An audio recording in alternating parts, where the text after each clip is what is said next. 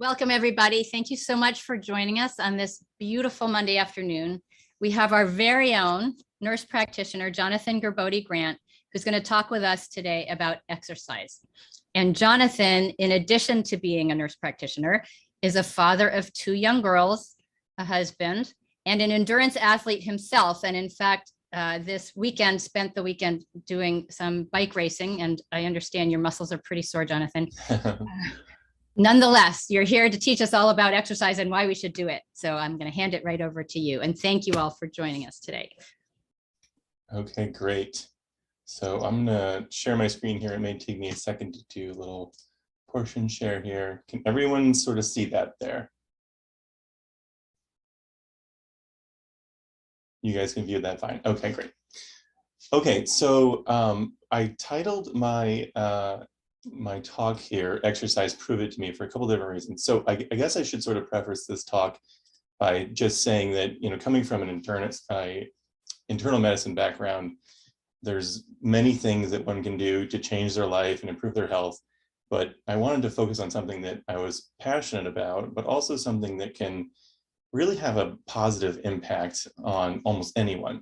And you know, I titled this talk "Prove It to Me" because we do recommend exercise to our patients, but we really get to spend an hour sort of proving why it's important and describing the multi-system benefits to incorporating exercise as a part of your everyday life, as I like to put it. So this will be somewhat interactive, so please do feel free to participate. And all right, we'll get going here. Okay, so these are my disclosures. I don't have any disclosures besides being an exercise fanatic myself. So I'll start by describing our typical conversation at your doctor's office. So when I go in for my annual physical, you know, I hear the same thing that you hear from us. So what you hear from us is typically this: please do your best to exercise at least 30 minutes most days of the week. So then what we hear from you is, okay, I got it. And then the inner dialogue that you have when you leave the office looks something like this. So there's lots of questions that go on in your head as to, wow, where am I really going to make the time for this? Why do I have to do it?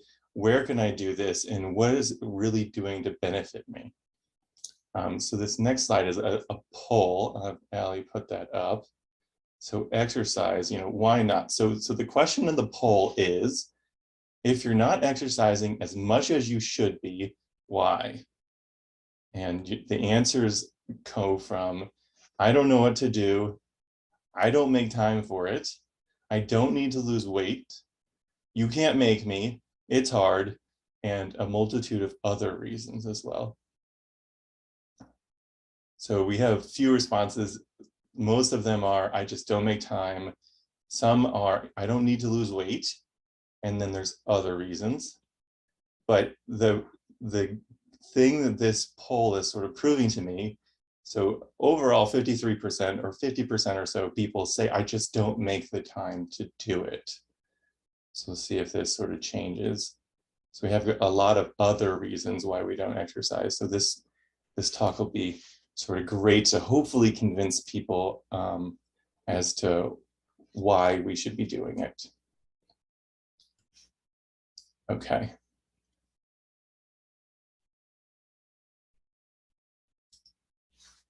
So hopefully you guys can see those results there. So basically people are saying, I don't make the time, or there's some other reasons why I don't do it.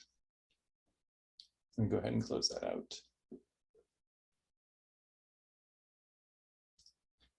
Okay.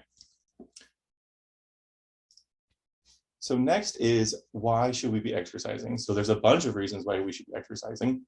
I sort of list about 7 of them here. There's obviously more. We'll go through each one of these in a little bit more detail, but more higher level, so that if you want more granularity, we can always get into that later. So they all sort of circle this common theme of improving quality of life. So I personally believe that anything we do for ourselves should always be focusing on improving quality of life. And I do think that these 7 things that we'll kind of talk about will do that. And you can do that with exercise as part of your normal daily routine. So the first part is cardiopulmonary health. So cardiopulmonary health is obviously very important. We focus a lot of it here at Lown. I love this quote from this paper from 1987 that says a sedentary lifestyle has been recognized as an independent risk factor for premature development of coronary heart disease. So even since I was 6 years old, there's been research out and much earlier than that that shows that being sedentary does not benefit us. So there's two different types of prevention factors that you can use or that we describe when talking about prevention.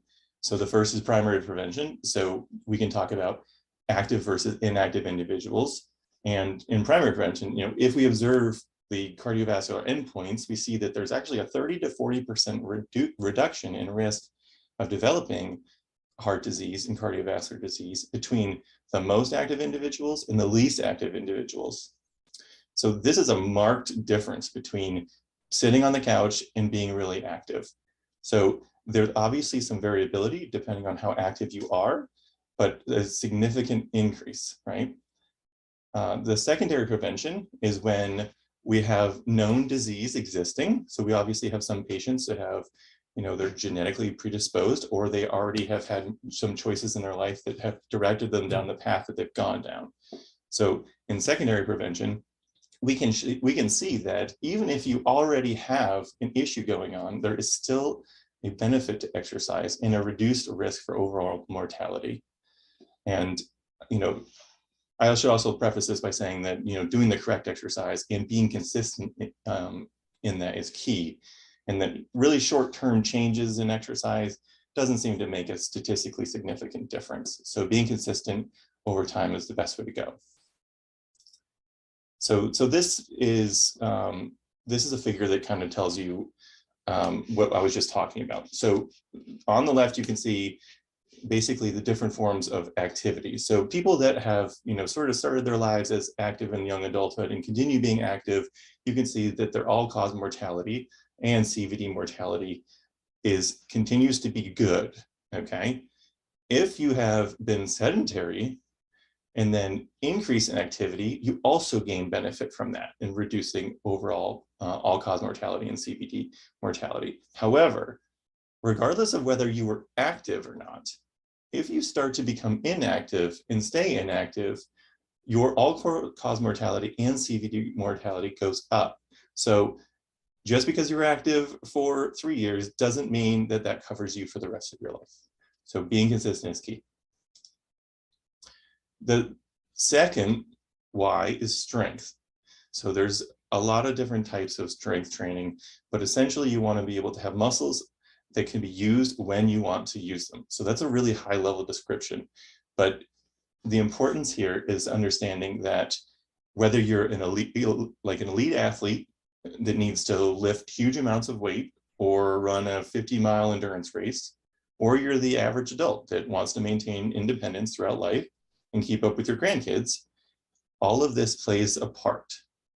So the second bullet that says resistance training independently increases muscle strength and endurance performance applies to everyone at every stage in life. And then, so, this cool thing that, we're learning more and more about, how much does activity really make an effect on my health? Well, grip strength is one of those things. So this acronym IHT, which stands for isometric hand grip training, has been studied in the clinic to show a reduced in-office systolic blood pressure. And this is simply with a 12-week training period of using grip strength over time. So you can get, with exercise, it's big bang for your buck. And that's a perfect example of what. Another important factor is that resistance plus aerobic training is really the best way to go. If you were just to do aerobic training, you just don't get the benefit. So, making that combination outperforms aerobic only training for outcomes in muscle strength, work capacity, VO2 max, and fat-free mass in general.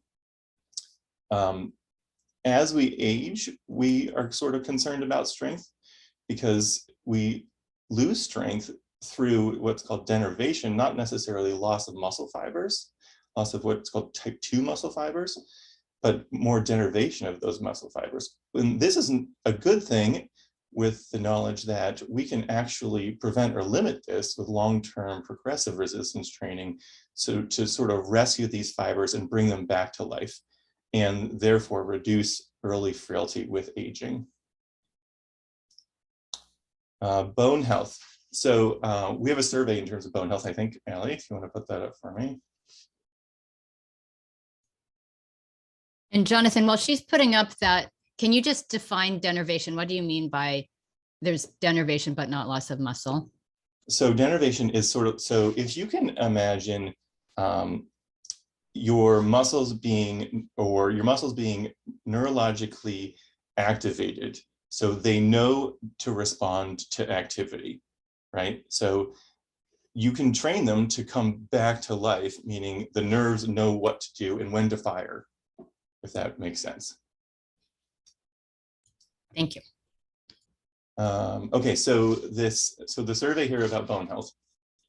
The question is, have you ever broken a bone as an adult or been told that you have low bone mass or low bone density? So right now, it looks like about 40% of people have either broken a bone or been told that they have low bone density. And then about 50 to 60% of people say no, and then a couple don't know. So the yeses are the ones that we're kind of focusing on, but remember that also the people that say no, that they have never been told have low bone density, really need to be counseled to make sure that bone density screening takes place when it is supposed to be taking place. So we can go, that's a whole nother topic. So the answer right now is, 40% of people have had a fracture or been told that they have low bone density. So that's very important.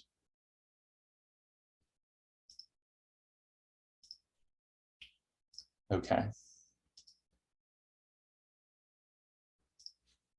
So bone health in general. So addressing bone health now and in the future is important for various reasons. Minimizing the risk associated with low bone mass, including fractures, can really help us continue to live independently well into adulthood. So the idea behind this is to increase bone mineral density. So, you lose bone mass with aging. So in order to counteract that, resistance training, including jogging, jumping, walking, are all effective. But again, sort of what we talked about before with the benefit of exercise, it should really include resistance training to get that best bang for your buck. So if you're doing jogging and jumping and walking and everything, that's great, but adding resistance training really increases that benefit for bone mineral density. This always should be incorporated with a healthy diet to avoid smoking and excess alcohol consumption. And that, we should also remember that really excessive exercise, and especially at a younger age, with poor diet can lead to some poor outcomes. So always make sure that we are combining a healthy diet and proper weight maintenance to avoid significant weight loss. The next topic is mental and cognitive health. So I loved putting this slide together because I think, even as a young parent, I could identify or be in the position of every single person in every one of these graphics. And I would be very surprised to hear that nobody identified with these or doesn't know someone that identifies with one of these graphics as well. So mental health in general can include a variety of different diseases, right? So the ones I kind of have listed here are all encompassing, but they're the ones that we talk about a lot that benefit from exercising. So panic disorder, general anxiety disorder, social anxiety disorder, and depression have all been really well studied in reference to exercise. And in fact, one of the things that we're supposed to be doing when we talk about general anxiety disorder or people that have anxiety in general is adding out to our care plan exercise to complement any other first-line treatment that you decide to go with. So it is first line in complement with your other treatments for general anxiety disorder. I love this study that talks about this 16-month randomized trial. So there's this outpatient trial that looked at a CBT or cognitive behavioral therapy and exercise, which just include walking, versus CBT and additional education. And by far, the CBT and exercise group had a reduction in symptoms versus just the education and CBT group. This idea of MCI, or mild cognitive impairment, we're all starting to see it all over the place, is now on TV, advertisements, everything. So MCI is this cognitive impairment over time can be concerning, and it can be addressed with exercise to a certain extent. So there was a study, a meta-analysis of 1,500 participants that showed that MCI was found to have benefit from aerobic exercise to improve global cognitive ability. So global cognitive ability is important because, for many years we've been sold these brain games that essentially make us really good at doing those particular brain games. And exercise has now been shown to improve overall global cognitive ability, which I think is very important and should really be focused on when we talk about long-term health and long-term quality of life as we get older. And then obviously there's this caveat that says, exercise doesn't always achieve the same effects as guided treatments. So you need to talk to your expert depending on severity of different mental health concerns. The next thing is sleep. So sleep is a really big topic in the world of primary care and internal medicine. It comes up almost every visit that I talk to patients with. And I think it's important to recognize the factors that improve or decrease the quality of sleep. So the first thing is total sleep duration. So wouldn't everyone love to sleep 12 hours a night? So that's not really realistic for the general majority, right? But exercise has been shown to have small benefits, right? The next thing is the ability to fall asleep faster. So small to medium benefits. And the last thing is sleep quality. And there's moderate benefits. So this triad of duration, ability to fall asleep faster, and sleep quality, which includes, staying asleep and having less restless sleep. So that triad of, getting benefit from all three of these from exercise is a no-brainer for me personally, especially with small children. And then also it's important to note that the type of exercise matters. And I'm not talking about aerobic versus anaerobic. I'm saying that if you're exercising to the point where you're very sore or you're injury prone or you are improperly hydrated because you're exercising too much, or you're just exercising very little, that matters. Exercise in moderation is what improves quality of sleep. Okay, so the next topic is blood sugar and insulin regulation. So we in Western society need to really continue to focus on things like metabolic syndrome and the worrisome effects that having impaired glycemic control, high blood pressure, out of control cholesterol, and general obesity has on our health. There's a study, 10,000 otherwise healthy people that were looked at over the course of a period of time, and it was shown that regardless of who they were or where they were from, 15% of people, of men, and 3.8% of women developed metabolic syndrome. The most active people were the least likely to develop the syndrome. So that may seem a little bit like common sense, but it's really important to note that regardless of who they are, that was a benefit.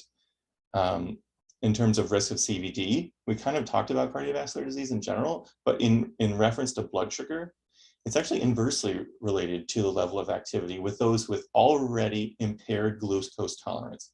And that includes people with CVD or with risks of CVD. So if you have impaired glucose tolerance, exercise is shown to reduce your risk of or for CVD. And lastly, people who have already been diagnosed with diabetes, it actually lowers your risk of diabetes when exercising. So increasing glucose insulin sensitivity and decreasing glucose load over time through exercising benefits you.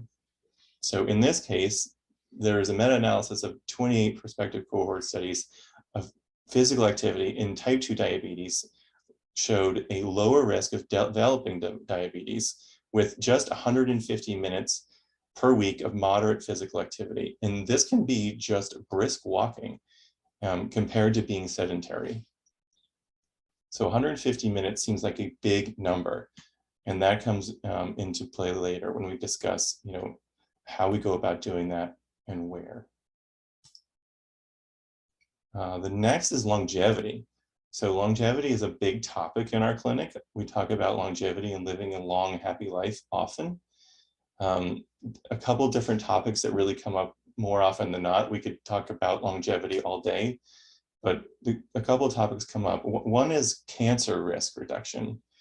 So we see a lot of patients that are doing a really good job controlling diabetes and cardiovascular disease, but however, they're predisposed to different types of cancer because of their family history. And what's great about exercise is that it may provide a modest protection against all kinds of different cancers. So they're all listed here. And observational studies have actually reported a link between survival in people that have cancer. And I think the studies are mostly in breast, colorectal, and prostate cancers. But it's great to hear that people who, just because you are genetically predisposed to or have a higher risk to cancers, exercising can actually improve your outcomes, even if you were unfortunately to be diagnosed with cancer in general. And then I love this study that I read that about athletes just generally live longer than the general population. So the more active you are, the likelihood of you living longer in general is better. So, and this is notably for those who participate in endurance athletes and mixed or team sports. So the and is key there again. So we're going back to, doing aerobic exercise, but also resistance training as well. Okay, so the next topic is, what can I consider exercise? There's a bunch of different descriptions for exercise. So, the Merriam-Webster definition of exercise says activity requiring physical effort carried out to sustain or improve health and fitness. Exercise improves your heart and lung power. So that pretty much sums it up, right? The 6 different types of quote unquote exercise that we're going to talk about that include physical effort are listed here, with the one caveat that flexibility and working on flexibility does not count towards your weekly exercise minutes. So just because you're stretching, that does not count towards your exercise time to get maximum benefit. Still important.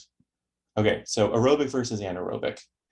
We get a lot of questions about this. This topic can be covered really well by coming into the clinic and doing testing to determine your anaerobic thresholds, which we do here in the office via CPET testing. But in summary, aerobic exercise is more a low intensity oxygen fueled exercise. So this period of time when you're exercising, if it's aerobic, it can be done over long periods of time or longer durations. And it really is for almost anyone. So this is versus anaerobic exercise, which there's a oxygen demand mismatch. So the level of activity is so high that you can no longer supply your muscles with the oxygen level that they would like to have at that particular time. So the fuel during this exercise is more carbohydrates. So we refer to these exercises often as HIIT exercises or high intensity interval training. And one cool thing about this is that they actually showed in studies that high intensity interval training actually had greater changes in anxiety reduction than low intensity training at the end of an intervention period. So, anaerobic exercise is not for everyone. And you really should speak to your team of experts on whether or not this training is for you. And it's certainly not new, and this is really important, it's certainly not new for people who are new, not for people who are new to exercising. So if you are considering starting exercising, you think you need to start exercising, just going right into anaerobic training or HIIT training is a surefire way to make yourself very sore and to cause injury. So working your way into that is most important. Strength and balance. So to me, strength and balance has always been a key part of injury prevention. So we should be working on muscle retention with aging in order to prevent injury. And that really comes from making sure that we have relationship between our body and the ground. And what I mean is improving muscle tone to improve the balance and the proprioception as we navigate the world around us. And there's a couple different ways you can do this. I'm just listing two different ones. So heel to toe walking and Tai Chi. So there's actually Tai Chi for fall prevention that works really well. There's great research on it. Other things in terms of strength and balance. So core stability, making sure that we can hold ourselves upright and stay centered is really important. And the core really is from the entire torso to the bottom of the glutes. So core strength is not just abdomen, it's the entire core itself. And again, just injury prevention in general when we work on strength and balance activities. Mobility and flexibility. So there's a lot of confusion with regard to mobility and flexibility. So just sort of a quick description. So mobility can kind of be thought of as, it takes more into account motor control, where flexibility is more of a passive range. So how far a muscle group will stretch if acted upon would be the flexibility, versus how much a joint will move within a capsule is more mobility. So making sure that we don't forget to gently move our joints throughout their range of motion is just as important as bending over to try to touch our toes. So passively stretching only temporarily lengthen muscles groups. So when it comes to flexibility, what you don't use, you lose. So it's important to be flexible, but also important to maintain that range of motion and mobility. And both of those are key parts to preventing injury as well. As you can see, these two here are practicing a form of mobility combined with flexibility. That's what yoga is great for. Okay, so who should be exercising? This one's great because the answer really is everyone.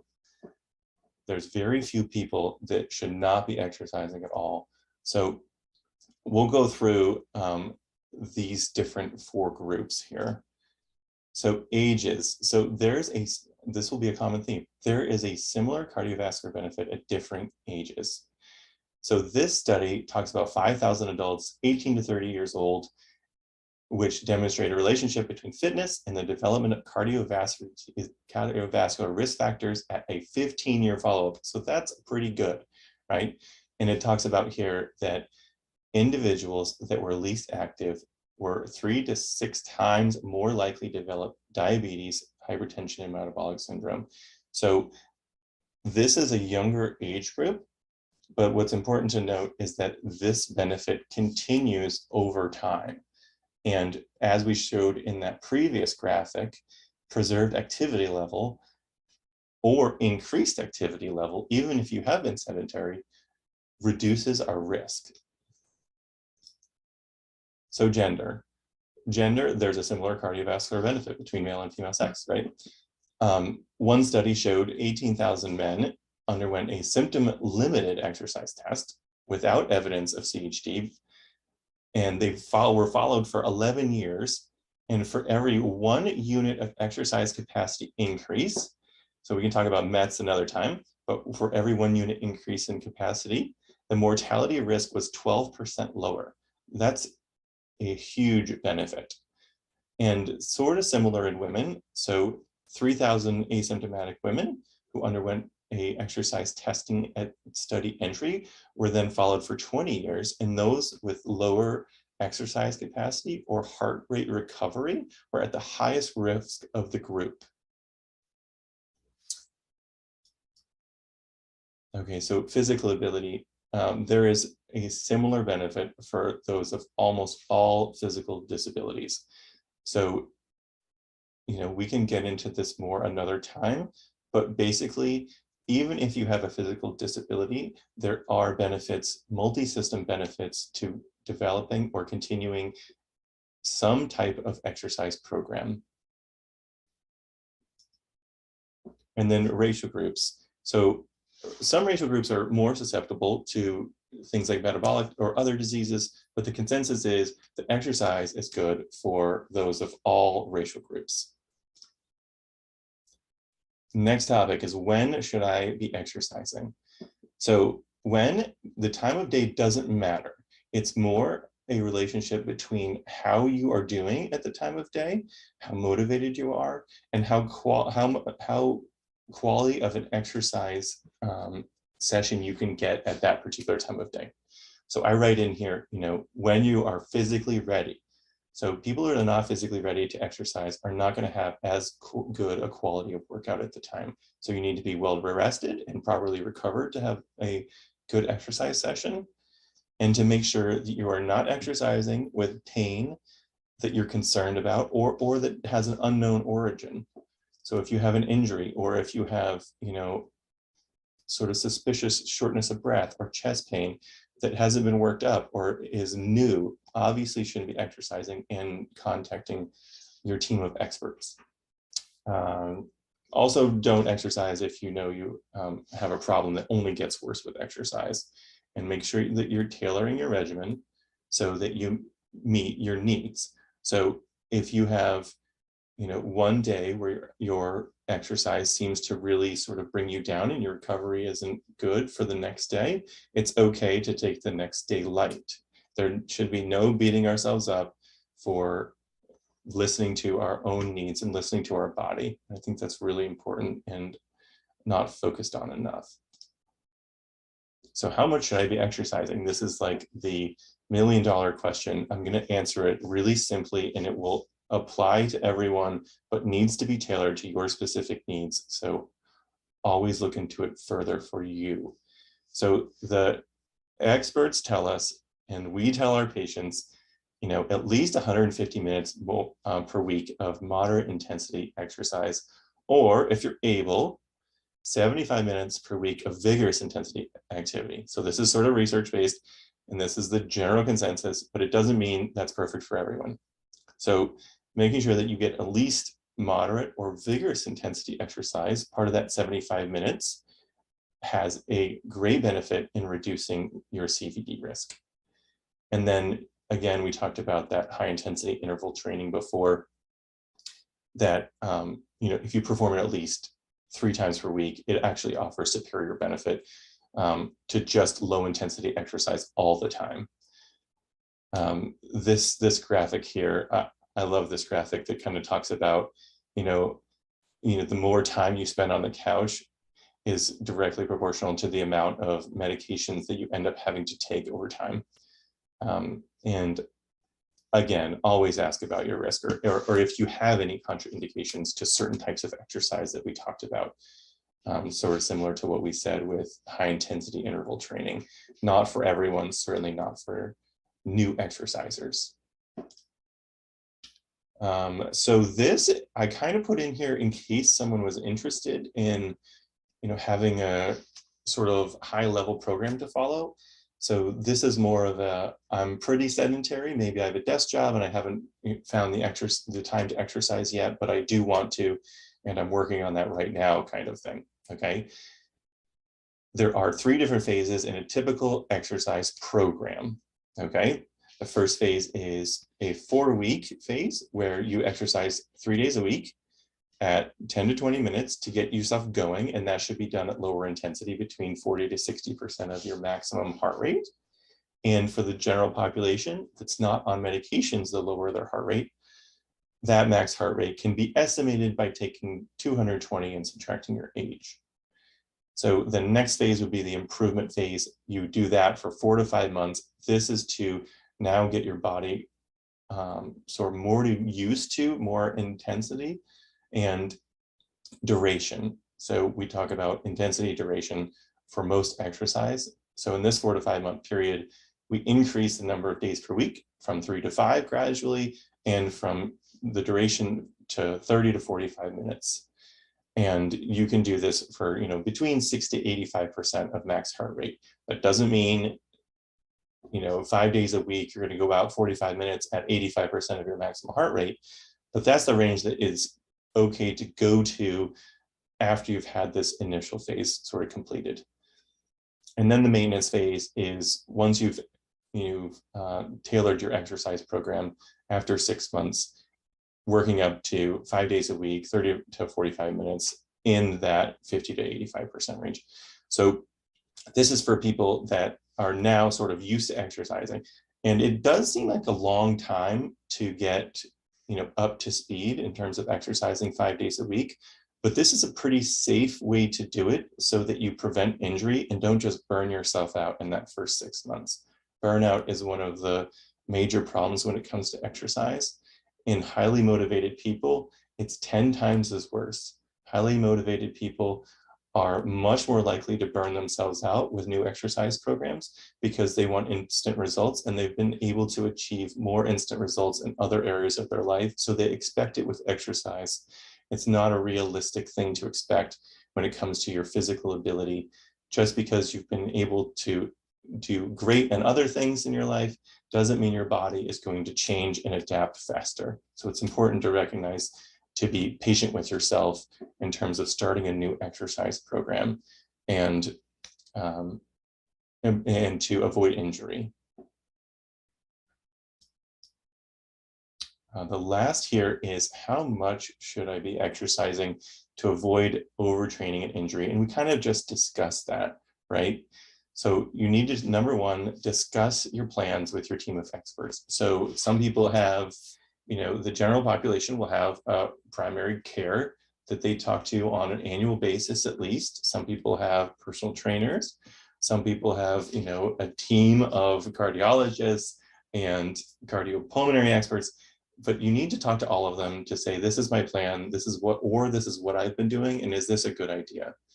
And together you can sort of formulate a plan to be successful long-term. Again, I can't emphasize being patient enough to get the most benefit long-term from exercise.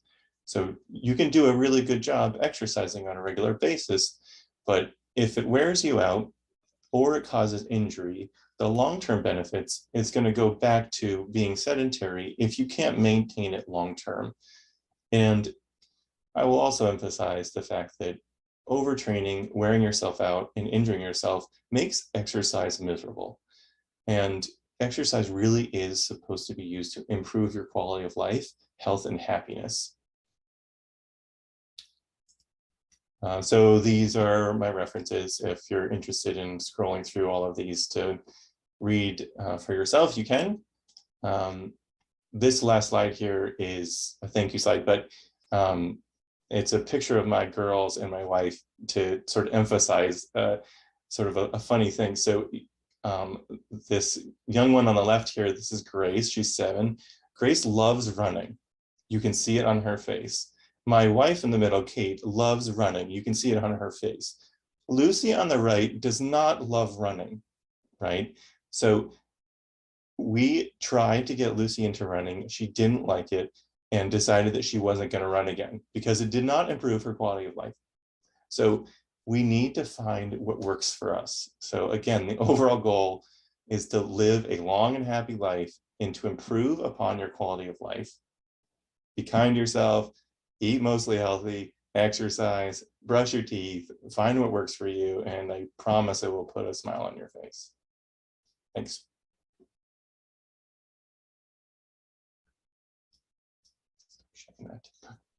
Fantastic. Thank you. So you have inspired me to get back. I have to confess, I injured my knee a few months ago, and other than walking, I haven't gotten back to it. And now it's time. It's time for all the reasons you said. All right. We have some really good questions here. So I'm going to start with Pilates and yoga. So can you explain first, how does Pilates aid bone density? And kind of along that, is yoga exercise or is it just flexibility? Okay, so I have done minimal Pilates, but I will say that it is a rigorous activity that often puts us in an aerobic state and involves strength training and aerobics almost at the same time, right? And it's not like just a short 10-minute period of time. So it's a really good workout. So it does do that combination of aerobic and resistance training that helps decrease, the risk for loss of bone mineral density over time. The pathophysiology of that, I will have to get back to you about. Yeah, it's funny because we used to all, at least when I was young, the mantra was weight bearing exercise for Right. bone density. And now it's really, that is important, but so is resistance training. And I think it Right. has to do with the muscles, I don't know, pulling on the bones, but So yeah, so I mean, we can definitely get into that, and I'm really interested in that, so we should. And then the other question was about yoga. yoga. So yoga can and cannot be exercise. So there's a lot of different types of yoga. So the yoga that I practice on a fairly regular basis is a combination of mobility and flexibility. So it doesn't derive a lot of aerobic benefit, but there's a lot of strength training to it, and there's a lot of mobility to it. There's And a lot also of balance. Sorry. yeah, the balance and core strength thing is huge with yoga. On the other hand, there is yoga that's more relaxing in just stretching. So I think there's a benefit to both. Yeah, I do too. And I think the other benefit of yoga is the breath training and the ability to bring your mind and body into alignment. So Yes. I love yoga for that reason, for my patients and for myself. Yeah, so great point there. So being able to breathe through any activity, whether it's exercise or stress-related activity, or have this strength or the stress response, being able to breathe through that is a excellent way to reduce stress and anxiety. So if yoga does that for you, awesome. Yes. All right, Dr. Bilchik, do you want to hop in there? There's a lot of questions here. Yeah, first of all, Jonathan, that was a fabulous journey. Well done. Congratulations on your first webinar. Thank you. First of many to come. Highly motivating, a lot of information, and just the breadth and the depth of information was fantastic. And it's so easy to kind of get lost in the weeds, but you made a really, comprehensive but relevant discussion. So thank you so much. A couple of questions regarding, aerobic and anaerobic activity. And one of the questions is anaerobic activity just high intensity aerobic activity? The question is anaerobic just high intensity aerobic? Correct. Well, no, so not really. So aerobic, so the pure definition really is supply demand, right? So aerobic activity, you can continue doing aerobic activity because all of your systems, musculoskeletal wise or other, can get the oxygen demand that they need through the respiratory system. So as you breathe, your body absorbs oxygen and provides sufficient oxygen to the rest of your body as you're exercising. That doesn't happen with anaerobic training. So anaerobic is more intense than aerobic, but it's not a more intense form of aerobic. I don't know if that answers the question properly. Yeah, no, absolutely. And I think, the telling of what is aerobic and anaerobic is very dependent on the individual. Right. And you can certainly do enough training to make your threshold to anaerobic much higher, and then obviously your recovery time. And I think you did a wonderful job explaining that. This is a question from me, actually. So one of the concerns we've had is, over COVID, there's been a much higher increase in sedentary behavior. And one of the ways we've noted that is many people wear devices that track activity. And we've always known there's a seasonal variation to activity. COVID certainly increased the incidence of obesity and sedentary behavior. Give me a sense of what your thought is on wearing devices that help to motivate you, or is it too much information? Or, speak a little bit about the newer technologies, Yeah. So I'm familiar with several of the different wearables that are more commonplace right now amongst both athletic and non-athletic people. And I can tell you that, in speaking with the people that are part of my sort of exercise group, I think the overall consensus is that wearables are good when they have now notified you about something that you didn't know before, and when it's reinforcing something you already knew. So wearables can do a bunch of different things, right? So there's simple wearables, and then there's really complex wearables. Some have journals that you respond to on a daily basis, and it will tell you, when I consume more alcohol, my recovery is less, or when I don't get enough sleep, my recovery is less, or if my quality of sleep is lower, my recovery is less. When I don't sleep in my same bed, my recovery is less, stuff like that. And we look at recovery based off of duration of sleep, quality of sleep, heart rate variability, and a couple other factors depending on the wearable. And if you're the person that just simply doesn't know about, how does my body affected by, so let's just use alcohol, for example. So if I was, let's say, drinking 2 beers a day and also trying to exercise 5 days a week, but I found myself tired and not motivated, for example, if I started to wear this wearable and I started to notice that, my heart rate variability was now down every time I had more than a beer, I could start learning from that and understanding that, wow, this lifestyle or this choice that I'm making is really changing, my ability to improve my quality of life. So there's a balance with that too. But I think so that's a really good example of when these type of wearables make a big difference.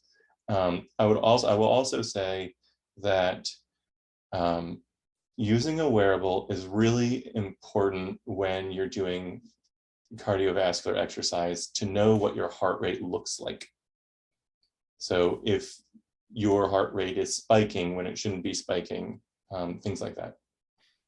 Yeah, so thank you. I would say, so the American College of Cardiology, we just had our sports cardiology meeting this last weekend, and there was a concern about some of the accuracy of wearables. And as you said, there's a bunch of different types of devices, including things that tell you heart rate variability, sleep-wake cycles, heart rate, and newer devices that actually give you rhythm strips as well. Jonathan, you're doing a psychedelic dance on us. Disco. Yeah, thank you. So I just wanted to add one quick important point. This issue of motivation, and Jonathan, you've been a great example to many in motivating people to exercise, and you started a group that I would love you to expand upon with fathers and exercise and cycling, and how you how it's been motivating to you, and how many people you've motivated by starting this dad's group. Yeah. Well, I'll preface this by saying that a couple of us started it. So it's been around for several years now. But we started this group initially to have a place where dads could sort of congregate and not be judged for their imperfections, if you will. And that comes in terms of being a dad and exercise, and being open enough to say, I haven't found the time to exercise. I feel horrible about myself. And being able to get motivation from other people. So this started with just a couple hundred of us kind of thing, and is now over 13,000 people that have a commonality of owning exercise equipment, but also being a father. So that's a big part of this for me, because I think generally speaking, dads don't have or make the time to really come together to discuss emotional things and things that make them lose motivation in terms of their relationships, or as in being a father, or exercise in general.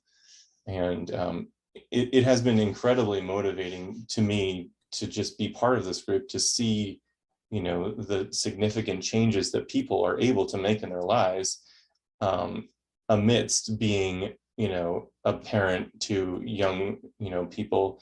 And this goes from single dads to dads that are in same-sex marriage, to dads who have now adopted a child, or dads who have lost a spouse, and how they're able to sort of come through these boundaries of, or maybe what I would call initial limitations, to really overcoming them, and seeing how good of an example they can be for their kids, but really to improve their quality of life. And I know I keep saying that term over and over again, and I'm sure my patients are going to get sick of that, but really that's what it's all about. And it's the most rewarding thing to me, is just to see that these guys who were and are very overweight with significant metabolic disease, or people that just can't get out of their own way, that are otherwise healthy, have really been able to make a major change.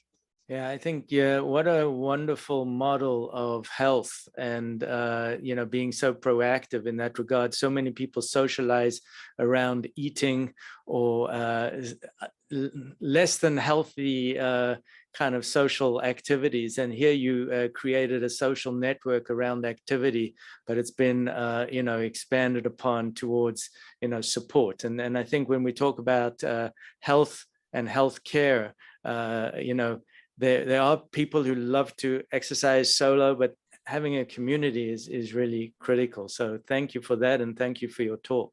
Yeah, I mean, I also want to say that, I've obviously watched a lot of talks like this. I follow a lot of athletic people. I'm a fan of endurance athletes, and I've been doing endurance athletics for a long time, but I'm also not, the idea of making mistakes, gaining weight, in not eating well and making poor choices, I'm not foreign to that.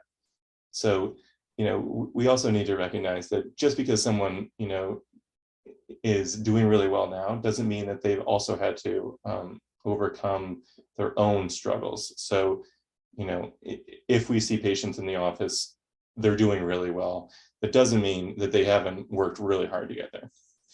Yes. Yes, so true for all of us. There's a question here. Can you tell us a little more about the connection between exercise and anxiety? So, yes, I'm sorry, my camera here. The connection between exercise and anxiety. So I think it's multifactorial, and so I like to describe Maybe it turn as, your picture off for a minute. Maybe. Yeah, I might as well do that. Yeah. 1 second here. See if this helps here. So hopefully that's back. Okay. Anyway, so exercise and anxiety. So I think it's multifactorial. One thing is, okay, I'm just going to shut this off.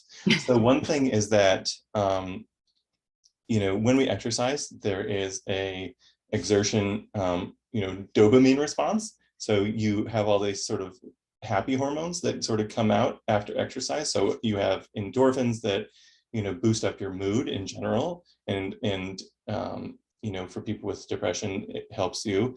With people with anxiety, it helps you to, feel better in general.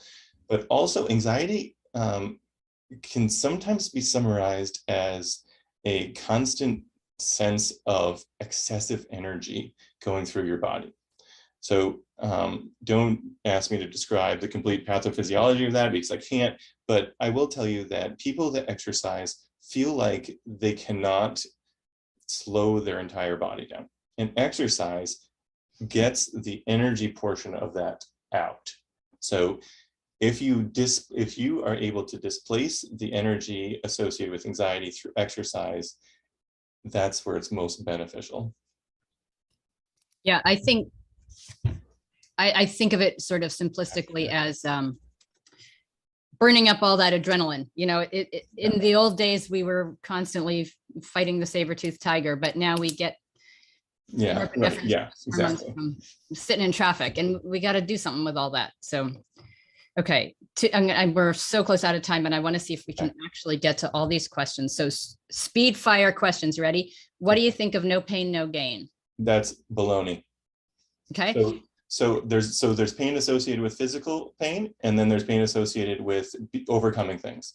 Okay. So the pain associated with overcoming things, the mental pain of, you know, I haven't been exercising and it really sucks to getting back to exercising, that's no pain, no gain. You know, I'm exercising now and everything hurts more and more every time I exercise, that's baloney and unsafe. So stop. Yeah. Stop and talk to your person. Yeah. Okay. Don't you need a day of recovery, muscle recovery after 45 minutes of activity? It depends on the level of activity. So that's a very personal, specific question. But the short answer is not always. Okay. And plus, if you worked your upper body, then the next day you do your lower body and you let your upper body relax. Okay. Yeah. Good. So no hard and fast rule about that. No. Okay. I walk between 45 to 60 minutes a day, but I don't know how to go about strength training and improved balance training. How do you go about finding a personal trainer to help? Oh, that is a really good question. So, so I'm going to say it really depends. So there's certainly gyms that have these. I love personal trainers that also are exercise physiologists because they have the full gamut of, you know, anatomy and physiology associated. There's certainly people that you can hire that come to your own home. One of the best things you can do is get referred to, you know, first of all, if you have any physical ailments, to get referred to a physical therapist to get you sort of your limitations first and go from there. If you are just a younger person and you're not really sure where to turn to, you know, I think that's when you're just going to have to do some research and, you know, maybe look at a gym that has reputable personal trainers. Yeah, a lot of the gyms do that. When you join, it comes with a session or two. And we have also some resources. And if you look at some of our older webinars, we have had a couple of physical therapists come on and trainers who have in their webinars shared their resources. And most of them are seeing people either in person or Zoom or both. So oh, great. Yeah. You can ask us too. All right. Awesome. Wow. That's it. 3:30. So Jonathan, I want to thank you so much. Wow. This is giving me I know. I'm just going to stop. We know you're there. I want to thank you so much. I want to thank all our participants, and I hope that everybody came away from this with wherever you're starting at, whether it's having been quite sedentary or already got a good regimen. If you're already doing it, pat yourself on the back. That's awesome, and keep up the great work. And if you're not like me, don't feel so guilty that you get demotivated, but find a reason and a way. And it's true that you didn't say, I don't have time to exercise as an option. It was, I didn't make time to exercise. And I know for me, that's exactly what it is, making the time and remembering that it's for us, for our own quality of life and for our own dopamine levels. So thank you all. And I hope to see everyone back. July 11th is our next webinar, and it's going to be with Erin Murray, who is going to talk about restructuring nutrition. So she had talked a couple months ago about nutrition, and a lot of you said, okay, that's great, but give me some rules, some ideas, some strategies, some black and white tips, and not just an idea about nutrition. So she's coming back for part 2 to talk about some concrete ideas for how to work these thoughts and philosophies about healthy eating into our day-to-day lives. So thanks, enjoy the beautiful weather, get outside, and we'll see you next time.